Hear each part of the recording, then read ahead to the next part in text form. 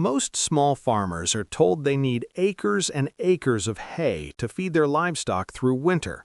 But what if I told you half an acre of this crop can feed 30 cows all winter long, without the need for more land or expensive equipment? Today, I'm introducing you to fodder beets, a crop with extraordinary yields and low costs. This video will explain how this crop works, why it's better than hay, and how to grow it yourself. Stick around to learn this game-changing farming hack that will save you thousands on winter feed, and don't forget to subscribe for more sustainable farming ideas. Let's start with the problem: expensive, unreliable hay for winter feeding. If you're a small farmer, you know this struggle. Every fall, you're either buying hay at prices that keep climbing, or you're making hay yourself and praying the weather cooperates. And the weather rarely cooperates. Rain ruins cutting schedules, drought reduces yields, and even when you manage to harvest, storage is a gamble. Mold, spoilage, losses. If you've ever had to scramble last minute for hay or deal with bad quality hay because of unpredictable weather, this video is for you. Here's the solution: fodder beets. An affordable, resilient crop that outperforms hay in almost every way. High yield, drought tolerance, cold tolerance, and ease of harvesting. Fodder beets aren't new. European farmers have used them for over a century, but in North America they're still underutilized, and that's a missed opportunity because this crop can transform how small farmers feed livestock through winter. If you want to learn how to replace your expensive hay with this crop, hit the like button to show your support. While traditional hay produces 3 to 5 tons per acre, fodder beets can give you 50 to 80 tons per acre. That's 10 to 20 times more feed from the same amount of land.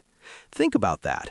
Half an acre of fodder beets produces 25 to 40 tons. That's enough to feed 30 cows through an entire winter on half an acre. Most farmers dedicate multiple acres to hay and still come up short. But it's not just about volume. Fodder beets are packed with digestible energy, fiber, and natural sugars. They're not just a cost-saving feed, they're a healthy, high-quality option for your cows. Fodder beets contain about 12 to 14% dry matter. The bulb is high in easily digestible carbohydrates, and the tops, the green, leafy parts, are high in protein and minerals. You're feeding the whole plant, bulb and tops, and cows thrive on it. Farmers report better body condition in cattle fed fodder beets, better milk production in dairy cows, and healthier calves come spring. This isn't just cheap feed, it's quality feed.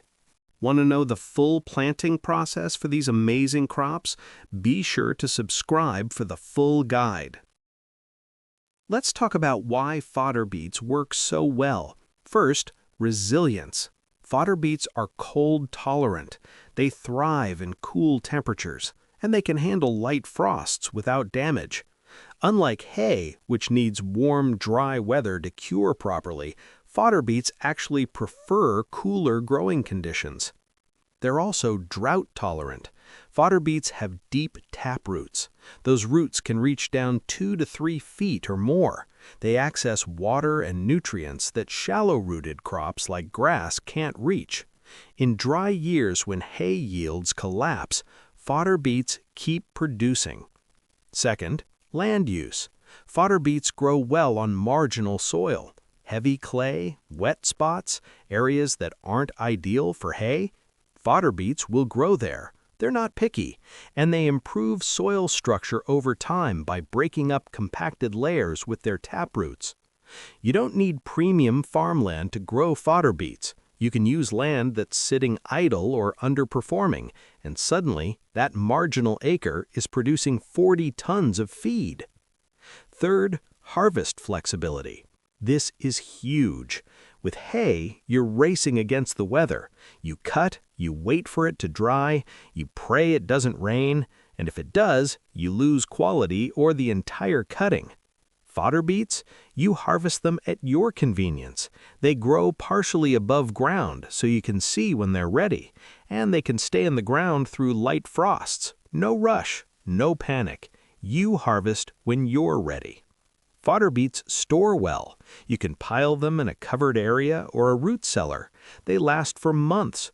No special equipment, no elaborate storage systems, just a dry, cool space. Let me know in the comments if you've tried any alternative feed crops for your livestock. Share your experiences with us. All right, let's talk about how to actually grow fodder beets, step by step. Step 1. Seed selection and planting.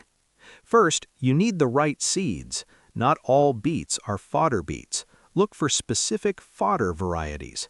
Brigadier, Kairos, and Bangor are popular choices. These are bred for high yields and livestock feeding.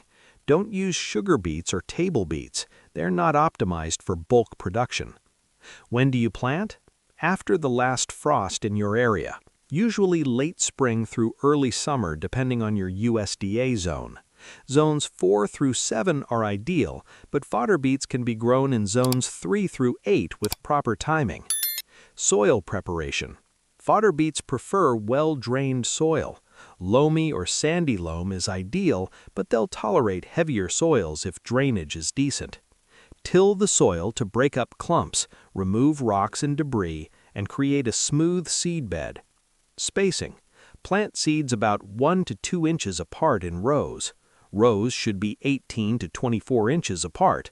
This gives each plant room to develop a large bulb. Overcrowding reduces yields. Planting depth. Plant seeds about ½ inch to 1 inch deep. Too deep and germination suffers, too shallow and the seeds dry out. Step 2. Maintaining growth. Once your fodder beets are up and growing, they're low maintenance. Here's what you need to do. Watering. Fodder beets need consistent moisture early on. Water regularly for the first few weeks after planting. Once established, they're drought-tolerant, but consistent moisture throughout the season maximizes yields. Weeding. Weeds compete with young beets. Keep the rows clean for the first month. After that, the beets will shade out most weeds. Hand weed or use a hoe. Avoid herbicides unless you're experienced with them. Fertilization. Fodder beets are not heavy feeders. If your soil is decent, you don't need to fertilize. If your soil is poor, a balanced fertilizer at planting time helps, but most farmers don't fertilize at all and still get great yields. That's it. Once your fodder beets are established, they're essentially on autopilot. They grow, they produce, and you wait for harvest. Step 3. Harvesting. Harvesting fodder beets is simple. Timing matters though. You want to harvest after the first light frost. The frost signals the plant to stop growing and store energy in the bulb. That's when you get maximum yield and sweetness. How to harvest. Fodder beets grow partially above ground. You can grab the tops and pull smaller beets by hand. For larger plantings, use a shovel or a mechanical digger. The bulbs come out easily because they're not buried deep. Cut the tops off at the crown. Save the tops. They're nutritious feed. You can feed them fresh or ensile them like silage. The bulbs go into storage. Storage. Pile the bulbs in a covered area, a barn, a shed, or build a simple clamp. Cover them with straw or tarps to protect from freezing. They'll last for months. Some farmers store fodder beets into late winter or early spring. Hay typically costs $150 to $250 per ton. For 30 cows eating through winter, you might spend $4,500 to $7,500 per winter. That's a massive expense, and every year prices climb. With fodder beets, you'll spend just $500 to $700 per season. Seeds, fuel for planting and harvesting, maybe some fertilizer. That's it. No buying hay, no dealing with suppliers, no price shocks. Do the math. You're saving $4,000 to $7,000 every winter, per year. That's money back in your pocket, money you can invest in other parts of your farm, or just keep as profit. You'll likely produce more fodder beets than you need. Surplus can be sold to neighbors or other farmers. Fodder beets sell for $20 to $40 per ton. If you produce an extra 20 tons, that's $400 to $800 in additional income. Some farmers make $1,000 to $1,500 per year selling surplus fodder beets. That's not just savings, that's a new revenue stream. But this isn't just about money, it's about self-sufficiency. When you grow your own feed, you stop worrying about hay shortages and unpredictable prices. You walk out to your storage pile, you grab what you need, and you feel in control of your farm. That's a powerful feeling. You're not dependent on suppliers. You're not vulnerable to market swings. You're producing what you need on your own land with your own labor. And this is sustainable. These practices can support your family and future generations of farmers.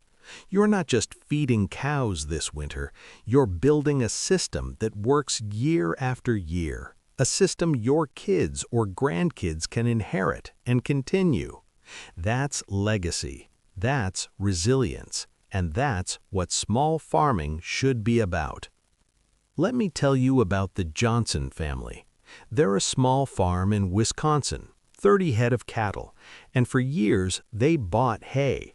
Every fall, same routine. Buy hay, hope the price isn't too bad, feed through winter. Then, hay prices spiked. They were looking at $6,000 for winter feed. So, they tried fodder beets. First year, they planted 1 acre just to test it. They harvested 55 tons, more than enough to feed their herd. Second year, they expanded to a full 1.5 acres, and they had surplus. They sold 20 tons to a neighbor, made $800, and they were still saving $4,800 on feed costs. But here's what really mattered. Their cattle were healthier, better body condition going into calving season, fewer health issues, and the calves were stronger at birth. The Johnsons didn't just save money, they improved their herd, and they gained confidence. They're not worried about hay prices anymore. They're in control. That's the power of fodder beets. It's not just a crop, it's a shift in how you run your farm. Fodder beets grow best in USDA zones 3 through 8. If you're in a warmer zone, plant earlier in spring to avoid summer heat. If you're in a colder zone, plant after the last frost and harvest before hard freezes. Adjust timing to your climate, and fodder beets will work. Can it work for other livestock? Yes. Sheep, goats, pigs, and even chickens can eat fodder beets. Adjust feeding quantities based on animal size. Sheep and goats do well on smaller portions. Pigs love them. Chickens will peck at chopped beets. It's a versatile feed. Is there a learning curve? Honestly, yes. First year, you're figuring out planting, spacing, and timing, but most farmers see success by year 2. Yields improve, confidence builds, and by year 3, you're dialed in. It's not complicated, it just takes a season to learn. Let's recap. Fodder beets offer cost savings, self-sufficiency, and healthier livestock. They produce 10 to 20 times more feed per acre than hay. They're resilient, they're easy to grow, and they can transform how you feed your animals through winter. Start small, plant half an acre, see how it works on your farm, and if it works, expand. There's no risk in starting small, only opportunity. You don't need more land, you don't need expensive equipment, you just need to try something different. And taking control of your farm's feed system is a step toward long-term sustainability.